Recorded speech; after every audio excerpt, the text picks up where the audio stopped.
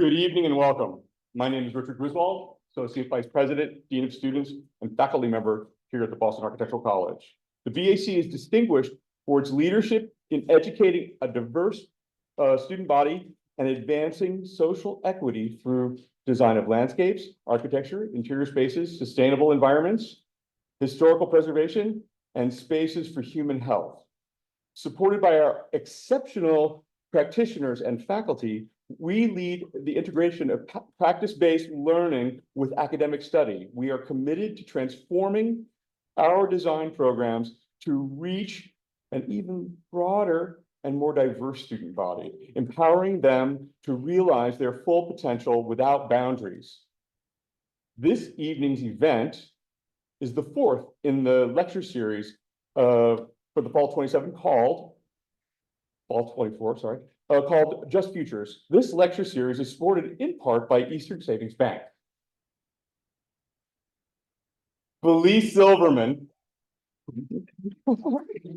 is a principal at STA Designs Incorporated. She's a practicing interior design for the past 30 years with a focus on the design of interior spaces for innovation, workplace, education, children, hospitality, healthcare, and well-being. She received a Bachelor of Fine Arts from Harvard University and her Master of Interior Design from the Boston Architectural College. Yeah, and oh, here we go. I found myself. And she's an NCIDQ certified interior designer. As an alumna, she has served the BAC community in countless ways on our board of trustees, as a chair of the BAC's Interior Design Advisory Board and the Student Development Committee, but also as an educator, a mentor, an employer, and friend. Felice is a pillar of interior design community at large, both professional and educational. For instance, with the International Interior Design Association, she has in turn served as the president of the New England chapter of IIDA, the president of IIDA, and IIDA's International Board of Directors.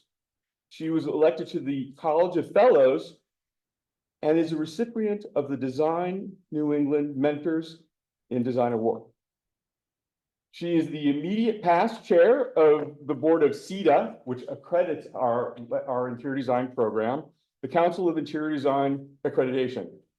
Tonight, Felice's lecture is entitled "The Power of Interior Design to Impact Positive Futures for People and Communities." Please join me in offering our warmest BAC welcome to Felice.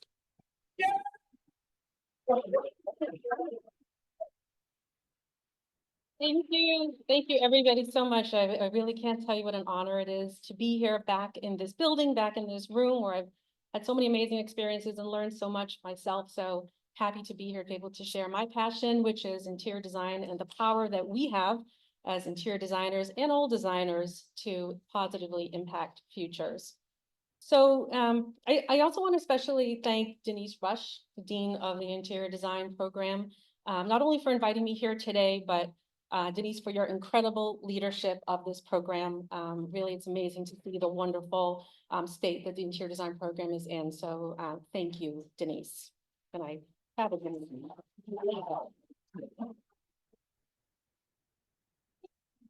So when I was asked to speak at this program, it's called BAC Futures. This is a large topic. I really had to think about, how do we as designers, or what's, my view on how designers can really impact futures.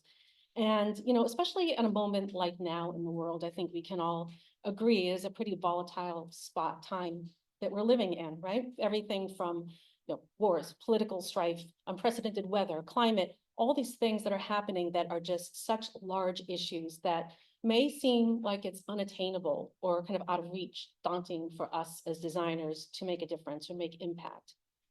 So my message and my take on this is that future impact can happen by designers. We have the power and responsibility to positively impact people and communities and their futures by impacting one person at a time. And that can then lead to a ripple effect to impact communities and beyond. And so I saw this headline in a newspaper article the other day, and it was about something totally different, but the phrase really kind of rang true to me. And the idea that, the smallest moves, the smaller the pond, bigger the ripples. Small moves that we make can have big impact. And I think that's the message I want to leave you with at the end of this today. So, and of course, all design disciplines have this ability and responsibility to impact, but I'll be sharing through the lens of interior design because that's my world. Tonight, what I'm going to do is share stories with you, stories of people we've connected with through projects, through some lessons learned, because we're always learning, aren't we? And our process to ensure that everyone is included. So first, quickly, I want to give you a little bit of my story. I told you I was happy to be back in this space, and here I am presenting my preliminary thesis review 33 years ago today. Thank you very much. I grew up across the river in Cambridge in Central Square with incredible parents who gave me creativity, passion, and a love for people. And I realized every day their impact on me. And I realized that's my first kind of one-on-one or maybe two-on-one impact story to share tonight.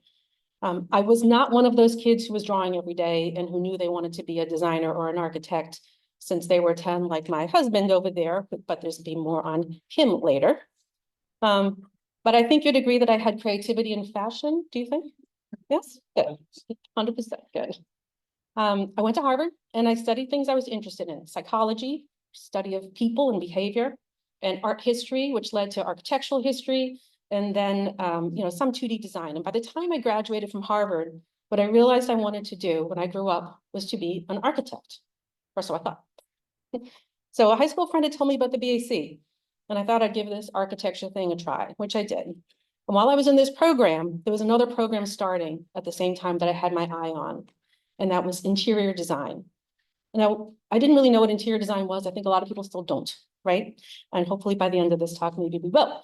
But what intrigued me about the program was that it seemed to be like dealing with the experience of people at a very intimate level, right? At a different scale than I was doing in the architecture program at the time, a one-on-one scale. And that to me was where I felt I would have the most impact, the way I could work more directly. So I transferred, graduated in 92, and that happened to be the year that I married the guy that I met in the architecture program while I was there. And lesson number one of tonight, don't plan your wedding while you're doing your thesis. Okay. And then the other exciting thing that happened in 92 is that I met my future business partner. The guy in the photo with me here during my thesis review is my thesis rep, my faculty member. And let's just say we hit it off. His name is Tom Trajkowski. After thesis, we worked in a firm together for years and decided to go on our own as Silverman Trajkowski Associates. So we did it because we wanted to do things differently. We formed a firm that was intentionally small. So people call us boutique, which is kind of nice. We never wanted to grow a big firm because we wanted to always stay involved with our clients day to day and design every day. And we've managed to do that now for 28 years. So 12 years ago, David, my husband, joined the firm, bringing a whole new breadth of new experience. And then after 25 years together, Tom very deservedly retired and is enjoying retirement. We are now known as STA Design. And I want to say that there's no STA without an amazing team. And I'm happy that we've got some STA representation in the house, STA BAC representation in the house. Make yourself known.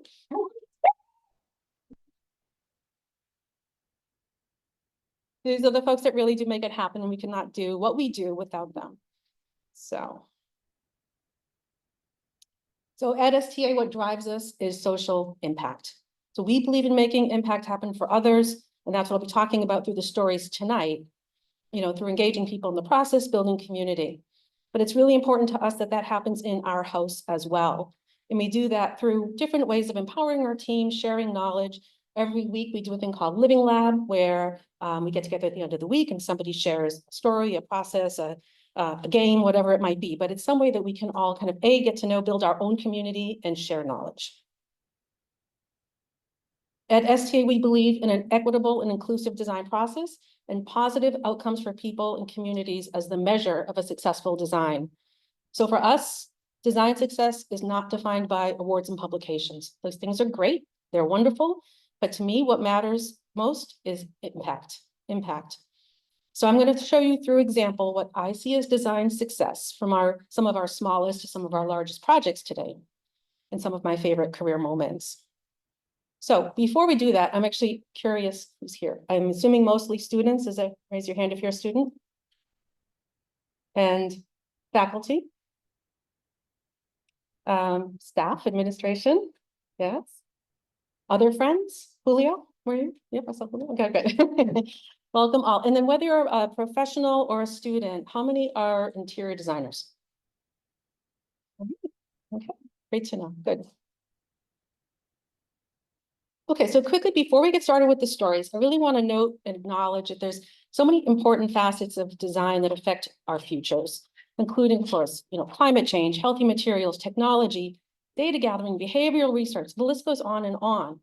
And I want to share with you an incredible resource with you created by STA, the Council for Interior Design Accreditation. Rich just mentioned that STA is the accreditation body for our interior design program.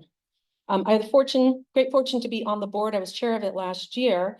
And I've learned so much how relevant and wonderful STA is. So feel good when you're going through your curricula that it really is relevant, the work that they're doing to make sure that the curricula are reflective of what's happening in the profession.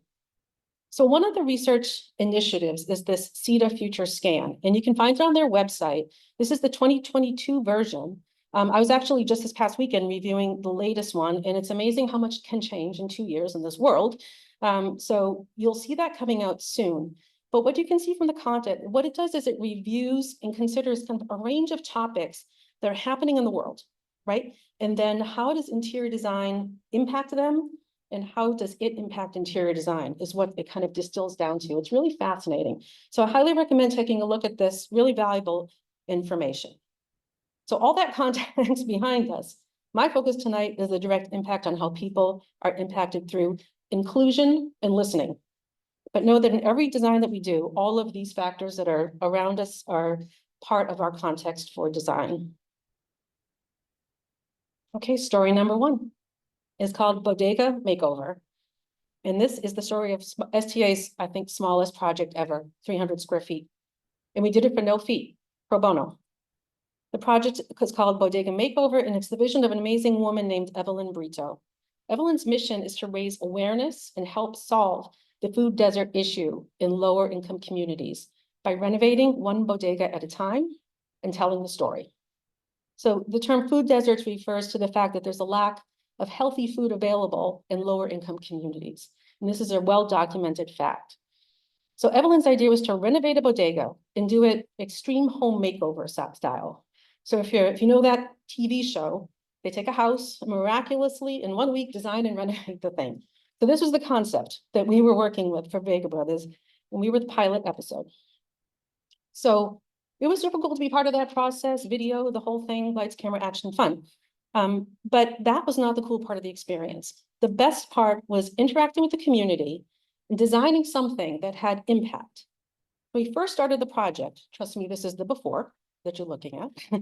We saw the existing space, awful, right? Crowded, unwelcoming, full of junk food, right? So we talked to the owners about ideas for how to improve the space. Things like lowering the shelves, opening it up, brighter colors, reevaluating what they were selling, and a big move to move junk food out of the main part of the entry and replace that. So we had these ideas, but then the best part of what happened with this process was a block party. So this day was a celebration with food, music, dancing, the whole thing, a way to meet the community and gather feedback from them. So until this point, we had been talking to the owners, which is a very important conversation because they had great insights into what was happening. But it wasn't until we heard from the community, we really felt we knew what the needs were. Because it doesn't matter what I think the needs are. It matters what the community thinks the needs are. So we brought this empty board and a bunch of sticky notes, and we asked people to share their ideas. You're going to find that I like this sticky note thing a lot, so you'll see this. Person after person said things like healthy food, fruits and vegetables, no more cigarettes. It was totally in sync with what we were having in our mind, but it was just so important to hear it from them. So while we were there doing this, I saw a young man using a wheelchair, and he approached the bodega door, kind of looked inside, and then he didn't go in and he left. A few minutes later, a woman came up to me and she was filling out her note, and she said that all she wanted was for her son to be able to use the bodega. And this turned out to be her son. So, of course, we were thinking about accessibility, we always are, but seeing someone from the community who could actually not physically use the space made it real, made it human. So the space was renovated during COVID, and there were challenges with funding and resources. And believe me, it does not look exactly as we designed it. And that's okay, because and we let the ego go, because the important things happened. A beautiful, I hope you think, fruit and vegetable display is the first thing you see. The space is full of color. These are some renderings. The first is of color and welcoming, bilingual signage, and then the aisles were widened for everyone to experience it. So the community asked, was listened to. We created the space they wanted and needed. So 300 square feet of change and impact for a community. So I actually just heard a horrifying fact yesterday on the radio, that there is about a 23-year difference in life expectancy between someone living in a part of the Back Bay and someone living in Roxbury, which is where this is. And that's according to a 2023 Boston Public Health Commission report, a 23-year difference in life expectancy. It's horrifying. And so access to healthy food is one of the factors that impacts this. So in my opinion, if we have had any part of a way that the community has now increased access to healthy food, any part of bringing the bodega back as the center of the neighborhood, and most importantly, making it so that one young man can now be a part of his community and experience this bodega with his neighbors, and I count that as a design success. My next project is another small project. And we were hired, so we're full service architecture, interior design, right? So we do the whole thing soup to nuts, but we often get hired for, I'm gonna say just, and then I'm gonna explain it later, just interiors by other architects and by clients directly. And so this is a project, it was a existing apartment building being renovated in Roxbury. And we were hired to do just finishes and furniture for common areas, not even planning, not even lighting, just finishes and furniture. So my lesson number one on this is that any project is just furniture and finishes. So we did our 2 schemes. Not crazy, right? Nice, couple of finishes, not a big deal, done it 1,000 times. And then we were asked to come in and present to a residents group, which was great. So while we got there, setting up the materials and setting up the boards, listening to all the residents speaking, I noticed that everyone was speaking Spanish. And so I asked our client, what is the primary language spoken here? And they said Spanish. My lesson number 2 there, I should have asked, who's going to be in the audience? What is the language spoken? Always ask that. So fortunately, I was with one of my colleagues, a former STA team member and graduate of the interior design program, Maria Martinez, and she spoke Spanish. So we quickly pivoted and were able to present the project in 2 languages. So we had a bilingual presentation, and it was amazing. All the residents were engaged, every single one. Everybody had opinions. It was a great session, settled on a direction, and everyone was happy. I get a little emotional when I say this next thing. I'm going to say it. So at the end of this, one resident got up and said, and I'm going to read this because I want to get exactly what he said. This renovation will show the community that they are respected and recognized, and will give people pride in their community, especially the youth, who will now have pride and respect in where they live, and that will affect how they act in the community. Then he went so far as to say that this could even reduce violence in the neighborhood. And the last thing he said is, this is what makes America great again. I think if you remember one thing from this, remember that this process, it wasn't about the paint colors, right? It wasn't about the paint colors. It was about the fact that they were included, right? They were included in the process, and they felt it. So, just remember that no matter what you're doing, how small a role you think you have in a project, in your firm or whatever, it's important, and every single piece of a design process matters. So if we had any part of residents having pride in their homes and the possible ripple effect that can then bring into their community, then I count that as a design success. All right, my next story is about the Record Co. And this is a community music workspace in Boston. So first I want to give you a lesson in marketing. You never know where you're going to meet a client.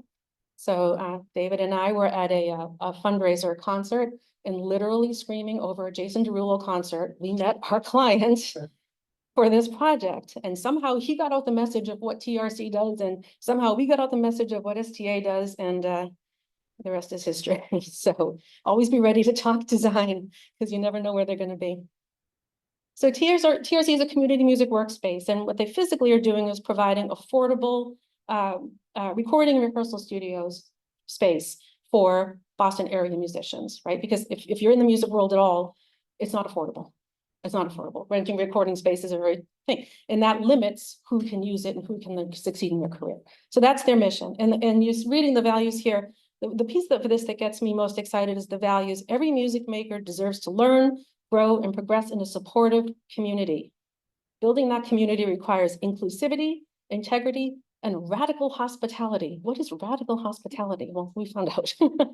So there's a lot to talk about on this project. It was very complex, state-of-the-art recording studios, technical aspects, acoustics, the fact that it happened during COVID.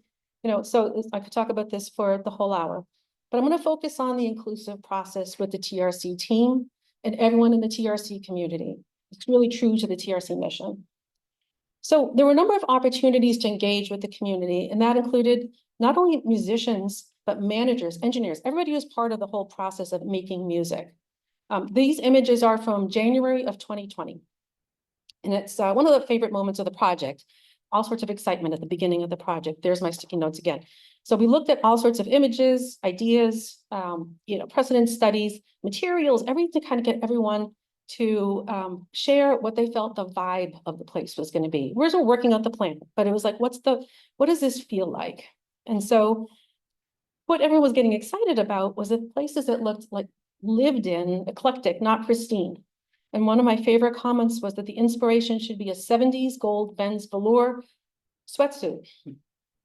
So get that in your head and try to design. So that was the last meeting in person that we had. And then there was lockdown. And then we had to learn to collaborate in a new way. So we started with sharing renderings and shipping finishes to people's homes. These finishes are on my kitchen table there. So it's not a nice board. We learned, digital shared tools, obviously Zoom. And we did everything we could do to stay in contact with the groups. Everyone had every room in this space had a completely different finish palette. And so we had these collaborative tools where a subset of the team was given access to the boards and could design together, every single one, lots of participation in this. And then the collaboration continued with virtual reality once we're getting back together again. And we shared at fundraise, we'd go to the fundraising meetings and awareness events, concerts, and walk people through so that all along this process, people were involved, right? It wasn't just that one and done first meeting. We did an interactive video that was set up with ways you could respond to different elements of design within the video app. And this was presented at actually a live concert. That was kind of exciting. Got some really great feedback there. And then collaboration continued during construction where we would lead tours to musicians in the community as well. So it continued as a collaborative process. And then here's some of the final images. So first of all, the space, I have to say, looks like both I never could have imagined and kind of exactly what I did imagine, because we knew it was going to be this kind of eclectic lived-in space. Every piece and part could not have been anticipated. It was kind of designed to evolve, reflect the community. And it's a little different every time I go in there, and that's okay with me. You gotta let the ego go, you do. So we were just at an event at TRC the other day, and we hear time and time again from people that they love it there. They're grateful for it. They feel welcome. They feel like it's home. It's become a true center of the music community. So I'm not completely sure what that special sauce that put this together was, but I'd really say it was just inclusion, right? People were heard. They felt it was about them. It was made by them. And somehow the collection and the eclectic stuff, that's what made it feel welcome. Like there was something there for everyone. Oh, so I mentioned earlier that about not really caring for awards. Well, TRC won Best Recording Studio at the Boston Music Awards. And that was one award we were pretty excited to see. because it was from the music community for the music community. So if we have had any part of musicians having a place where they can call home, make music and feel welcome, that they belong, and that spurs them making more music, then I count that as a success. Next story is Greentown Labs. I feel like I should pause and ask if there's any questions, but I guess we'll do that at the end. So Greentown Labs is actually the story of one of STA's largest projects, and it's the largest clean tech incubator in the country. And it's basically a space where startups and innovators in climate tech and clean energy world can create innovations that will quite literally change the world. So it's an incubator. Greentown manages and supports providers and provides resources to a consortium of startup companies. The space is at 444 Somerville Ave in Somerville. And this location is actually the third space that we did for Greentown Labs. We've now done a fourth, which is in Houston, Texas. The space includes workspaces and lab space. So what they're doing is they have, office space, but then they do prototyping labs and wet labs where they're testing all of their innovations. So again, this one, there's so much to talk about with this project. We could go on for hours, from the fact that the original cell was an old factory building, many sustainable upgrades, features, and systems. But again, what I want to focus today is the inclusive process that led to some really key moves in the design of the space. So one thing that was different about this space from the earlier spaces was that this was going to be not only a space for the startup community, this space was also going to be to reach out to the external communities. So the idea was to bring knowledge and research and an understanding of what's happening behind the walls of Greentown to the broader community. So an education center, a place for sharing, the Center for Climate Tech Innovation. And one of the big program components of that was a very large gathering space. So early on in the process, our client requested, which was great, that we take advantage of the fact that we had already done a building full of people who were experiencing the original space that we had designed. And they asked if we could listen to them and include their feedback. Of course, right? Amazing idea, inclusive, great feedback. But what she suggested is that we invite every member of the Greentown community, now this is hundreds of people, to every design meeting, an open community forum for every single meeting. So I'm not going to lie, this was frightening. Can you imagine hundreds of people at every single one of your things every week?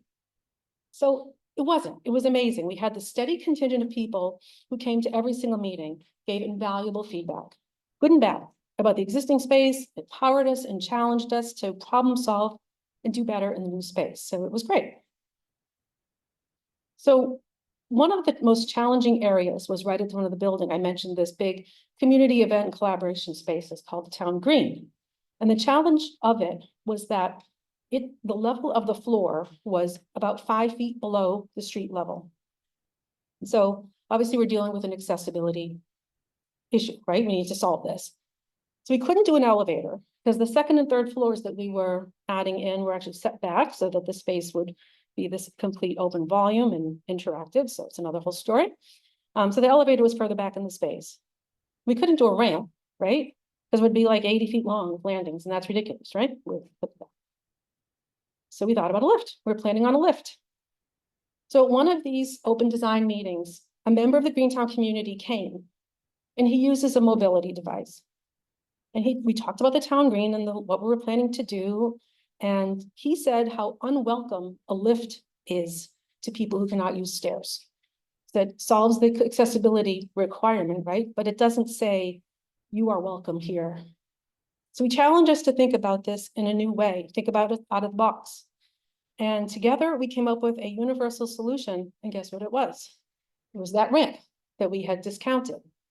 But that ramp became something very different. That ramp became a walkway, a path that was integral to this whole system of interconnected collaboration hubs. That's those little hive things there, viewing areas, and a gallery that would showcase the startup company's work. So the whole experience, instead of just being the ramp, the accessible solution, is now the universal way that everyone coming into Greentown experiences the space. That town green now is alive with collaboration, innovation, parties, there's even weddings there, and it is something that everyone can experience equally.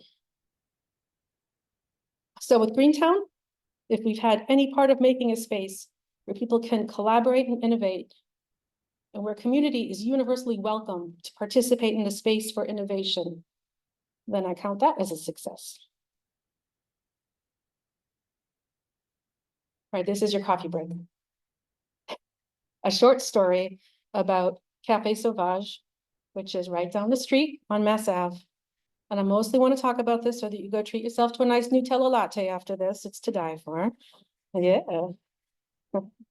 So, but seriously, when we first met the owners, Antoine and Anaïs Lambert, they told us they wanted to create a Paris cafe, but one that would show the real Paris, how multicultural Paris is, to show people that Parisians don't just sit around eating escargot and beef bourguignon, right? That it's a multicultural space. So the space has some elements of a Paris bistro, but they wanted to bring out kind of the wild in people and really get everybody to kind of get back to their roots, right? Sauvage.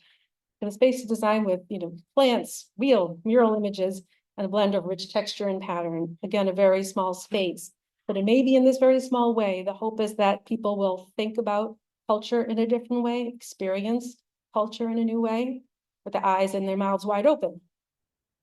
So here, if you've had any part in people thinking about culture in a new way, in a blended way, and getting out of their stereotypes, maybe thinking a little bit differently, and where you can get an awesome Nutella latte, then I count that as a success.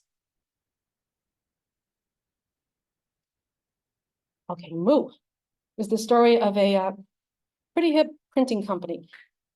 You may have seen some of their ads and branding. They're very cool, really well designed graphics, and they have this incredibly strong human employee-centered culture that is really really spectacular to see. So one of the cool things about Moo is their mission, their values. Keep it, these are a couple of excerpts from, we keep it human. We understand the people we work for and with. We celebrate who you are.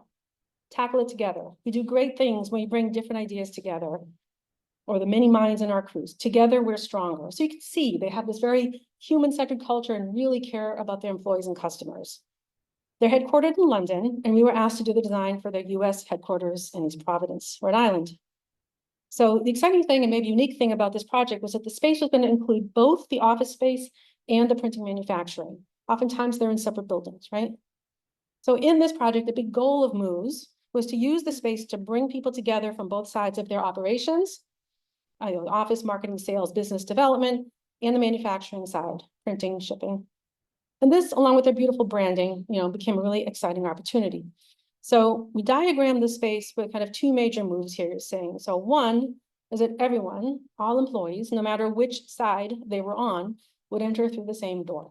They'd enter as one. And that's actually a little bit unique. So that was an easy, good move. Second was to create a zone that straddled both areas. That would be the common amenities. So this was all very well received and pretty logical. And we set up a meeting to meet with the representatives from both sides, a great kind of design visioning meeting. Here we had another lesson learned that I will share. So everybody loved the idea of this link, and everybody saw value in kind of sharing resource and all of that. But it's what was in the link that became the lesson learned. So, as office spaces do these days, we had the cafe, we had collaboration spaces, we had a gym, we had a game room, all the things we do, all the things Google does, and then everybody else does, right? And so we have all these spaces, and we presented this. And a man who worked in the manufacturing side stood up and said, I can't use those spaces. I can't use a gym. I'm working at a printer. I can't stop the presses and go to the gym whenever I want. I get a 15-minute break. I'm on a shift. Same thing with the game room. He said, I can't do this after work. I got to go pick up my kid. So it struck a chord that we had thought about like workplace as office, right? But there's people working in so many different types of work modes that, to start to think about something like this takes that understanding and takes that conversation. So what's happened, and it's only the first phase of this has happened, is that we're able to do some great things with the blending. And that was that the spaces that made sense, right? The cafe, the lounges, there's a wonderful learning resource center and wellness rooms. are all part of that spine and things that people are using. And we're hearing from our client that more and more as the months have gone by, people are, things don't have to change overnight, right? So it's taking a little bit of cultural shift change, but it's happening. And then the other, design move that we made was to bring kind of the vibe and branding into both spaces, most notably in paint colors and plants. Pretty easy things to do, right? But oftentimes manufacturing spaces, they don't get the attention, right? It's a big warehouse, it's blank, go in the warehouse, and then all the vibe happens in the office.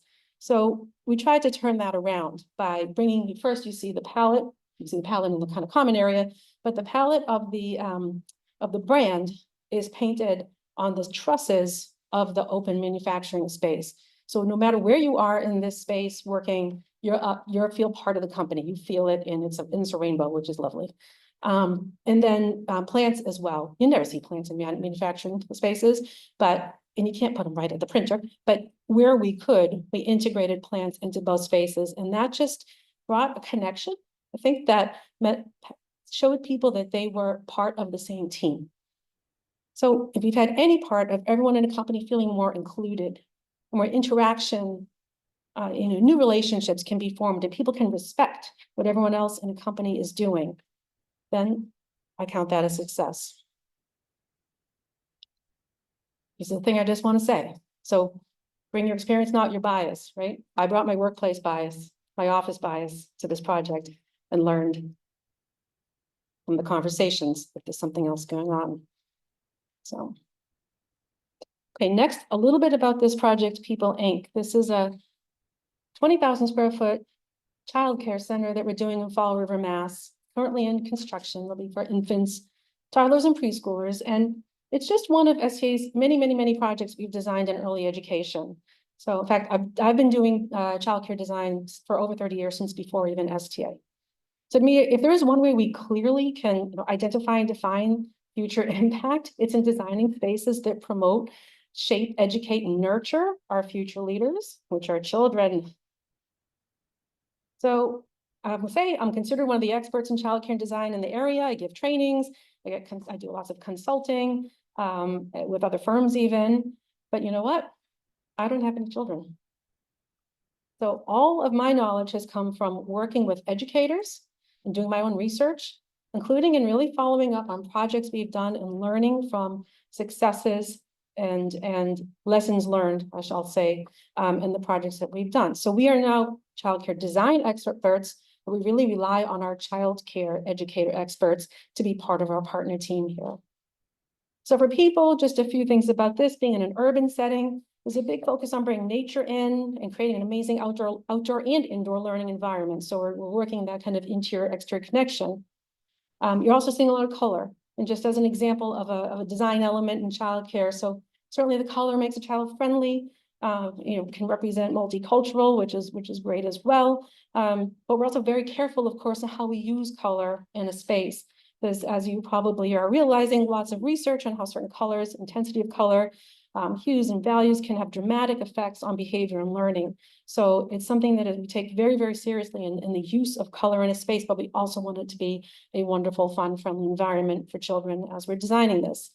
In terms of continuing to learn, just the other day, I had a conversation with a client about the importance of sensory spaces and specifically with the connection to autism. So even though this isn't a school for children with autism, the research and the data around sensory spaces for children with autism is something that we can learn from for everybody, right? So it's something that we're continuing to research and learn. One of the really important things is that our best research happens by watching children in the spaces and really getting a reminder of their scale and trying to see things from their eyes.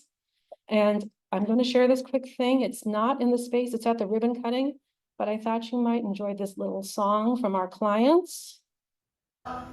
David draws a school now, a school now, a school now. David draws a school now. David draws the school. Can't wait until it's done. Felice draws a school now, a school now, a school now. Felice draws a school now. Can't wait until it's done. The children are so happy, happy, happy. The children are so happy, so we Doesn't that just make you want to design child spaces? That's the cutest thing I've ever seen. Okay. Two more quick stories, I think. How am I doing on time? Okay. The Jazz Urbane Cafe. All right. This is the story of the Jazz Urbane Cafe. This is also a work in process. We are doing interiors along with architectural firm 42 Architecture. And it's a performance center and restaurant and a community space during the day, celebrating culture through music, arts, and food. So from the Jazz Urbane folks, we are not just creating a place where people come to have an experience.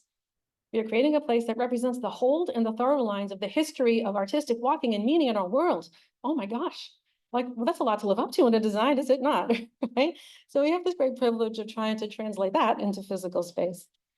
So this is located in the Bowling Building in Nubian Square, Roxbury. The building itself is a beacon. You can see it kind of lit up there in that image in the heart and center of Nubian Square in Boston. And it's a perfect place. It's a perfect place for this to exist. So the design builds from the architecture of the building and the site, kind of welcoming with open arms to the community. And then once inside, that continues. The stage is at the center, seats are encircling, embracing. There's a beautiful finish palette that's coming that's going to be very, rich and lush, and and the space will also tell the story of music and culture through artifacts and art and local artists, as well as collections of musical memorabilia. So it's going to really be a pretty spectacular space. It's going to have epic music and fabulous food. The chef is Chef Chris Faison. If you don't know him now, you will know him very soon, and you'll know why. And so it's exciting. It's going to be fabulous, right?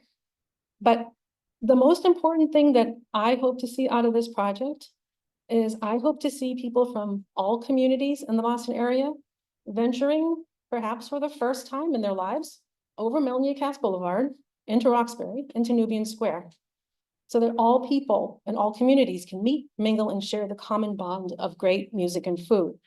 So to me, that's going to be the success of this project, is that this gets people from all parts of Boston to engage in the space. Oh, this is a little walkthrough from the client he sent me, and you hear the excitement of a client. Wow, this is the whole area where everybody is met. That is so huge. Think people can stand in here and have a line in here. And then you go into the door. I'm going to the door of the Jazz Urbane. And then I open the door, and voila, I come into almost 8,000 square foot of concert hall, restaurant, and arts space, and community gathering, all back here. So how can you not get excited about your work when your client is so intoxicatingly excited about the work? It's like, oh my God, he'd kill me for posting that, but there it is. Anyway. Oh, how about this one? Maybe my favorite story yet, Boston Architectural College. So maybe you know, maybe you don't, but around 2000, we were invited to rethink the common areas, the lobby, now the loft, with the goal of building community at the BAC. And so when I'm going to say we, so many of my alumni friends here, I love it, we're coming here, the culture was very different. It was more of it was only evening, only classes at night. You came at night and you came and then you left, right? And there was very little social opportunity unless you married your classmate. Otherwise, you really didn't engage with other people. And so it was this incredible process. The idea was to create spaces where students could meet and collaborate, and also more easily see each other's work and feel more comfortable popping into reviews, for example. So you probably can imagine this. You all will remember. But so the first and second floors were very different. There was a gallery, but it was sunken, was not accessible, now is. And then the thesis room, which is AKA the fishbowl, was offices. So it was behind a solid wall, and it was offices behind it. So the wall where the double story wall, so you can see the wall, that was all solid, and it was just offices. So very closed off. So we opened up the floor, introduced the transparency through the glass presentation room, and visually connected the lobby to the new lounge, now loft, through the atrium. And back to my thesis, there I am presenting in that space, 33 years ago, when it was just a thesis room. That's on the left. There's now the loft and a version of what's going on. I know the flooring has changed, but the same furniture I just checked is still in there. I can't believe it. Is in that room. You guys are taking care of it very nicely done. So the student lounge was a presentation room. Like I said, it's where my thesis presentations were, behind a solid door. You know, if your invited guest came in, that was it, you closed the door. So there's very little kind of cross collaboration, which, you know, I think now by opening up the first top floor, creating this loft space and you know, building a sense of community, I think it's a very different place from when we were students here, and it's really amazing to see the spaces in action. So at some point, I'd love all your feedback on how that's going. But you know, it's kind of looking, you know, towards the future backwards now. But if we've had any part in the BAC having a greater sense of community, man, that's gonna be my biggest design success that I can remember. So that was one is a really big part of our career here. So getting on the end and a couple last words of wisdom. To me, there's no reason for space without people. Or dogs. We have design spaces for dogs. Robots, we've also designed spaces for robots. So never do a rendering without people, dogs, or robots in them. Renderings without whoever's occupying the space is an empty space. It's not about you, it's about them. Talk to people, listen to people, and get involved. I want to, like in my last couple of minutes here, strongly recommend that you join professional associations. My career, whether it's IIDA or ASID or AIA or NOMA, any of them, do it. Because it has had tremendous impact on my personal career. It's an incredible network. More than that, it's a community, resources. It's invaluable. It gives you opportunities to volunteer, learn, grow. Also volunteer with nonprofit organizations. I think sometimes all this kind of, you know, talking about interacting with clients may feel a little bit disconnected now because you don't have clients in your studio projects, right? Or maybe you do, but you know, finding those opportunities through volunteer is a great way, and just keeping in mind a real person is ultimately going to be in this space is key. So I hope the stories have given you a window into even how some of the smallest design moves can have a tremendous impact on people, and that we have a serious responsibility in the work that we do. Interior design has always had a bit of an identity issue. People don't know what we do. People don't know that what we do is serious business and really important work. So on that note, I'm going to share one more plug and one story, which is that interior designers have been fighting to be recognized profession since before I was a student. So what that means to me personally is that although I have had my firm now for 28 years and founded it, and I hope you think I'm pretty good at what I do, I cannot be a majority owner of my firm because the state of Massachusetts does not recognize interior design as a profession. Boom. So that means I cannot be a majority owner. That means I cannot be classified as woman-owned business. And most importantly, I can't call myself a design professional in my own state. Is that okay? No. Hell no. So I would everyone wants to think about that. Maybe it's the first time you're hearing this. There's a website there. You can call me, talk about it. But I really love to share more about that and have everyone just give that some thought. So remember, whether you're an interior designer or designer of any discipline, what we do affects people in a very direct way. If there was ever a time in this world to care about every single person out there, that is now. So congratulate you on committing to a career and profession that has such powerful impact on the future of people and communities. And I thank you for this and ask you to stay in touch. Thank you.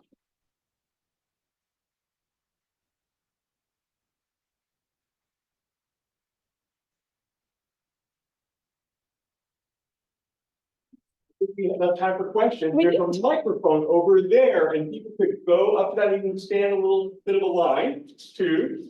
One after the other. We'll do it politely. And there are 20 people watching online, and I'm gonna have to see if they have any questions. Hi. Hello, just to say that I love your applications and your projects. It's Thank you. very nice. Appreciate that. My question actually is, you said that you don't have kids and you were not involved with those projects before the one in specific that you told about. I would like to know how because recently I heard that the architect is just a winner. We are in a competition, and then the first one, the one that the client picks, is the winner. You can be the second best architect in the city, but if you are not the chosen one, you are not the winner, I would say. There's a lot of And- competition for sure. Yeah. Yeah, and then you just got a project like out of your comfort zone, Yes. out of what you're used to. How can you do that? How did How that- can you attract that client? How can you get that client in a way that is out of your reach? So that's a really great question, and I think, so with the particular childcare, early education path was that a firm I was working with prior to starting STA was doing some childcare, and I was involved in the team, and one thing led to another. They wanted to work with me more than the other people, and so it actually is what enabled us to start the firm. But I think, you know, bigger picture question about that is getting out of the comfort zone. I didn't talk at all about healthcare today because we're not doing a lot of it right now. But we had an opportunity through a client who we were doing some very different work for to do some healthcare. He trusted us based on our other work, but we weren't doing healthcare yet, right? So I could have said, no, we don't do healthcare. Or I could have said, I'm going to learn how to do healthcare. And that's what we did. And so it's just sort of accepting yourself in that out of the comfort zone piece of it and taking some risks. Not getting yourself into a situation that you can't get out of, but you know, but I think it's worth taking the risk. So we were just talking about affordable housing. You know, affordable housing is a market that we're not really in, but they're really kind of want to be in, right? So, you know, we're trying to get, you know, baby steps into projects that will allow us to grow in that market as well. So the network helps a lot with that, and your reputation around other things you're doing. So never, like, I was really, whether you're applying for a position in a firm or whether you're trying to win a project, your firm, right? Don't ever sell yourself short. Like, look at what you're doing and find the relevance to it, because there's probably more relevance in the work that you have than you're actually thinking. So I'll leave it at that, I guess.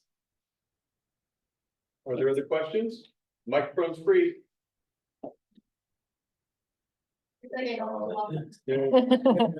Okay. Hi, Hi. I really appreciate how you talk about your design process and how interactive it is. And with that, you seem to like continue designing almost throughout the construction. So I wonder, like, is there ever a hard stop on like no more ideas, or are you always open to like keeping that interactive spirit in the project? That's a really good question too, the interactive spirit. I mean, so when we're talking about TRC, for example, where we're like bringing the musicians all through, in that point, in that moment, it was more of a, for the construction, I'm looking at David too, because it'd be like, oh no, we weren't changing that. Yeah, at that point, it was more of a, here's what we talked about and here's how it's coming to life, right? It's an explanation more about it because, you know, we are all in the design professional world and we know what the drawing's gonna look like, but our clients don't, right? You know, musicians, like, what is it, right? So we, you know, it was more in that spirit of communication. However, what did continue all along that process was the furniture and to some degree the finishes, but mostly the furniture, and then what then turned into the accessorizing a little bit too, right? So that process was really up to the end and kept that collaboration process going. So I think you kind of have to read that depending on the project, but yes, I mean, as something goes into construction, you got to start to set times where if you're going to change something, the client needs to know that that's something that's going to be a cost or a delay, whatever. So communicating about that is that we're dealing with a potential major change on a project that's supposed to be going up for construction documents in a few days. And we're sort of managing how to handle that right now as management. So it's kind of case dependent, but you know, I think where there are spaces where you can keep that collaboration going, I'm open to it. I have a very low ego about design. Like, I don't expect it to look exactly as ours, right? I'm talking about Imran and Jandre, like, you know, the team, you know, it's a design, but it can evolve. So, yeah. Anybody else? I also might be loud enough and not tall enough for this. But with your the Jazz Urbane Cafe, Yes. I am curious as to how you manage to keep you're creating a space where different communities can come together. Yeah. and collaborate, but how do you respect the space that's there and not cause gentrification? That's another really great question. And it's not only something that's related to the design, but kind of the whole, I think, operation of it, right? And so, in one piece of it, but one of the things that has been really important during that process, and I didn't show a lot of images of this, but it's the sort of early on collaboration of what this also looks and feels like, right? So it's been a very hands-on process with the client group, which is an expanded group of, again, musicians and people from the community that have been part of this. I just lost my train of thought of something like this. Oh, but then the other piece of it is in what's going to continue to keep evolving with the design of the space, which is this curation of stuff coming in, right? So I think I was saying that it's about storytelling of the past of music, and it's not just jazz, it's all music. And looking forward to the future and being very kind of active with the community in terms of artistic contributions. So the path for bringing in art into the space on a rotating basis is going to be very much around a local community collaboration. So, and then there's also there's a lot of discussion about engagement with the community operationally as well, that we're a little less involved with, but yeah. Buddha on Zoom would like to know, there's a lead up sentence. All the designs are created as per the demands of society, whether it is externally or internally. I would like to inquire what specifically positive impact means. That's all caps, so I didn't yell it. As society is one of the important branch of architecture. So I'm a bit perplexed in that positive impact statement. Have any other thoughts about positive impact? So my take on positive impact is that if you see one person respond positively to something that's been done for them, created with them, or somehow impacted them in some way, it's one, and that is positive impact to me, because that's where I see the ripple that can happen throughout communities and beyond. So one person at a time being positively impacted, meaning feeling included, meaning something was better done for them, healthy food, inclusion in the process, all those things are ways that an individual person receives will feel a positive impact. So that it's not scientific, right? It's a little bit intangible in some ways, but to me, it's a tangible approach to how we can design and make an impact. So I don't know if that answers. I hope it does. Ripple in the pond. Okay, ripple in the pond. Yep. What do you know? I'm telling them. Oh, I got a state your name, question. sir. Oh, my Yeah. name? My name is DeAndre. What's up, y'all? Anyways, that's not important right now. But what I do want to know is in particular, for us aspiring designers, if you could give one piece of advice, what would it be? One piece of advice, I have so many pieces of advice. My gosh, it's a great question. And I gave a few of them here, but always know that it's not about you. It's about someone else. It's about the person you're designing for. So if you're here for yourself, I'm not saying leave, but I'm saying, like, it's not about you. It's about the people we design for. And it's a really great privilege that we have to do that. So.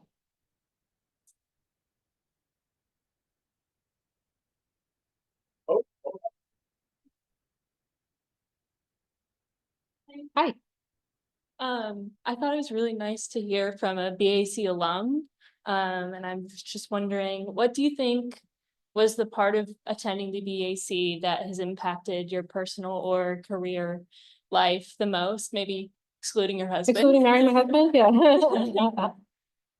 That's also a great question, and there's so many, as I look across the room and I see, and I think about it, and I think about this incredible network that got built from my community at the BAC, that is huge. But I have to say that being able to, the whole premise of this place, the whole reason for, to be able to be here and also be in firms practicing and have that real world constantly was invaluable. As I sit on CETA and I've been on, IIDA education boards and, and I've had this kind of taste of all these other educational institutions and academic scenarios, I kind of took for granted how the BAC was, and this privilege that we have to be learning and practicing at the same time. It's just really priceless. So I have to say that, them, the community, and my husband. Yeah. We're at time, but we'll. Thank you very much.